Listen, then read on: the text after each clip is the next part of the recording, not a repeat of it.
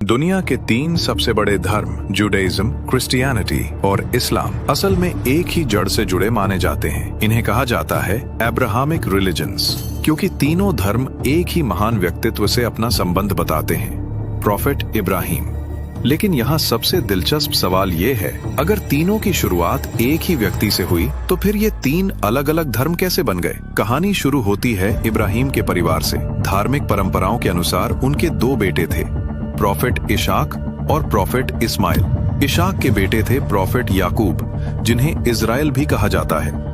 यहीं से शुरू होती है बानी इस्राइल की कहानी। इसी वंश में आगे चलकर आए कई महान नबी, जैसे प्रॉफेट मूसा, प्रॉफेट दाऊद और प्रॉफेट सुलेमान। इसी परंपरा से जुड़ा है जुडाइज्म। कई सदियों बाद उसी वंश में आए प्रॉफेट ईसा। उनकी शिक्षाओं से एक नया धार्मिक आंदोलन शुरू हुआ, जो आगे चलकर क्रिश्चियनिटी बन गया।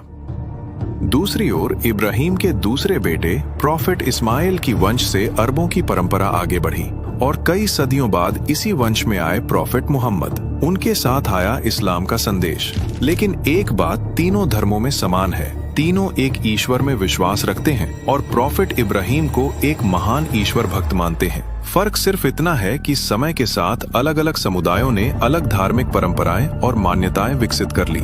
इसीलिए जुडाइज्म, क्रिश्चियनिटी और इस्लाम एक ही जड़ से जुड़े होने के बावजूद आज तीन अलग अलग धर्म हैं। लेकिन सवाल आज भी वही है, क्या इन तीनों धर्मों की साझी जड़ दुनिया को एक दूसरे को बेहतर समझने में मदद कर सकती है? आप क्या सोचते हैं? अपनी राय कमेंट में जरूर बताइए।